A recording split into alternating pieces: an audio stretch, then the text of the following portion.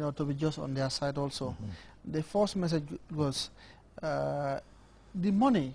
He says the money that is accrued, for example, in these credit unions, because credit union is a system where people go and take loan, and an interest is added onto it. Do you understand? That interest, according to scholars, is riba. Yeah.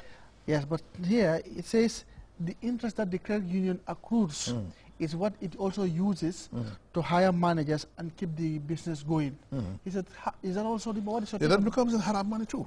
It's obvious, it's very, very straightforward. You know, the ulama of Islam are very, very clear on riba. Forget about forget about the credit union, even the salary that you receive through the bank. We are all paid through the bank.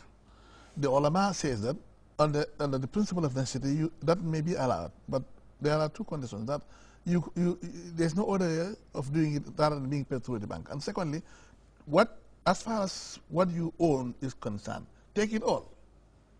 If you leave part of what you own in the bank, then you are contributing to the process of generating the bank.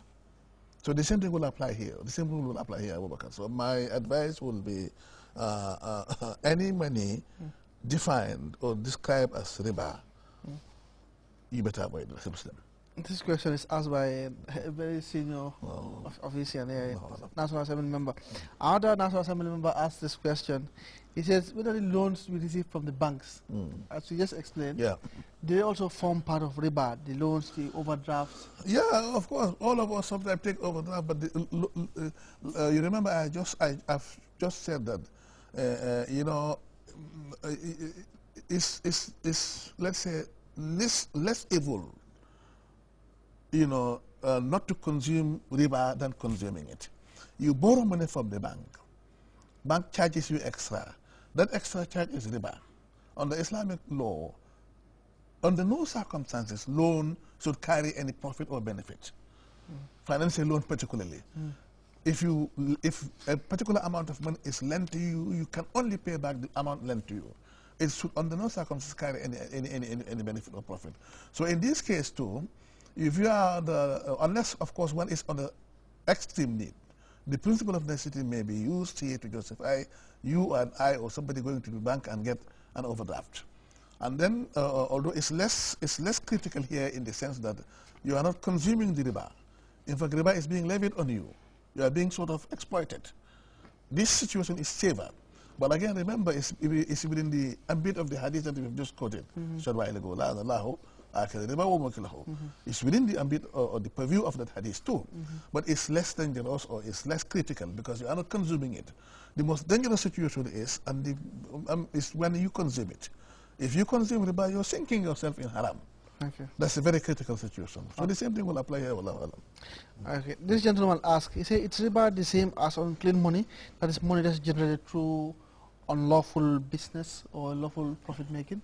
You know, riba is a technical term. You usually apply riba in the transactions, whether they are the loan transactions or other forms of business transactions. But sometimes, and that does not mean that a money which has become otherwise dirty is justified. Any unlawful gain, any money gains not in accordance with the way prescribed by Islam becomes a dirty money, and therefore advisable for you to keep distance. So you can call it riba. Like, let me give you the example of somebody selling in the market, lying to people that my commodities, I got them at this price. In fact, sometimes they will indicate to you the cost price when they are simply lying. That's haram. That is haram. It's what they call khilaba. You're giving, you know, misleading information about the cost of the commodity that you are selling. It's haram. And you use that in order to attract people to pay more. It's a dirty way of earning. So technically, you know, you can call it riba too. So what I seemingly understand is that riba forms part of dirty money. Exactly. But not all dirty monies are also riba. Yes. In other words, every riba is dirty money. But not every dirty money is necessarily riba. Okay. Let's say theft, stealing. Exactly. When somebody stole it, when that's not riba, but it's dirty money. You're quite right. You got it right, yes. Okay. Now, this one also, he said he has $3,000 and he gave it to the shopkeeper to keep it safekeeping.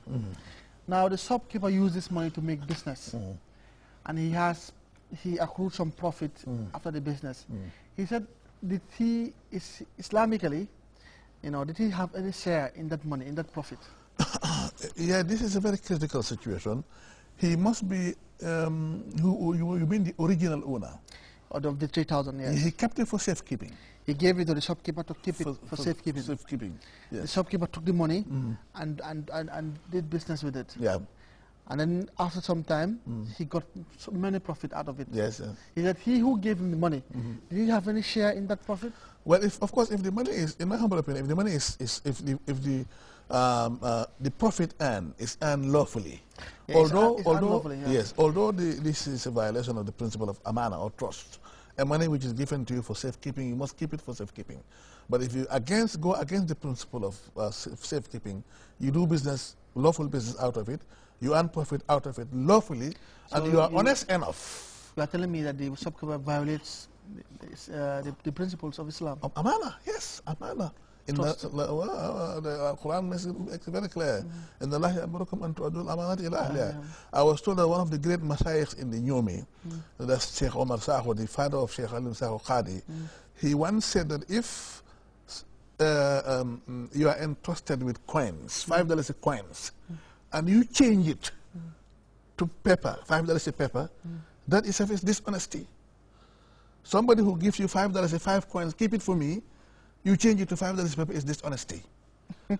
You understand? So in other words, a money entrusted to you, or whatever is said, whether it's money, you must keep it the way it's given to you and return it the same way.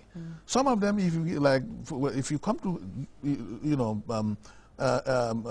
entrust anything with them, they will ask you, put it in an envelope, seal it, write on top of it what is your name and whatever you put it.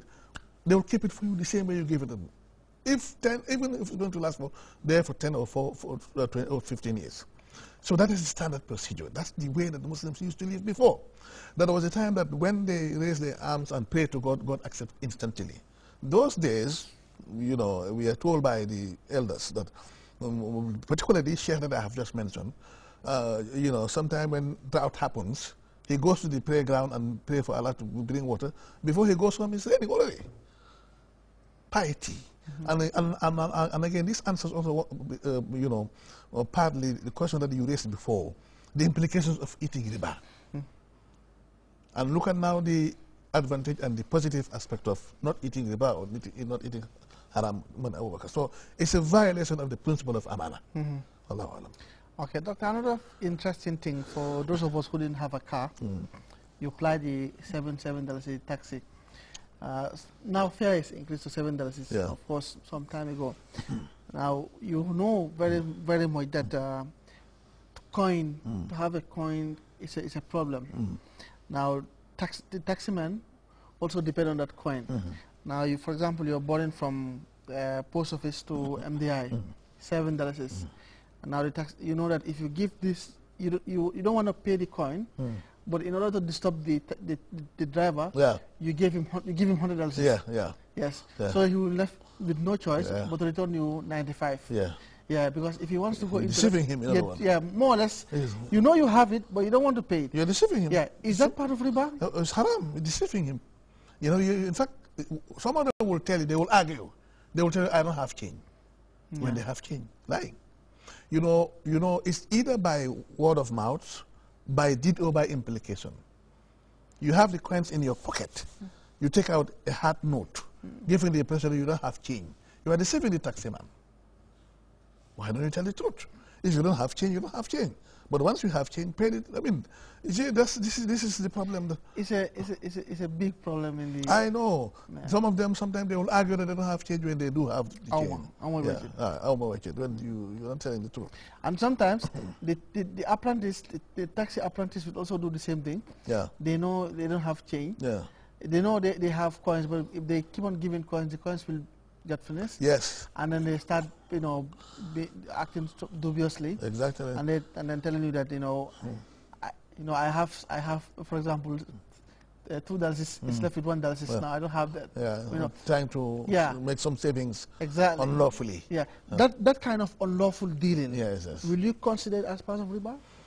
Well, by if you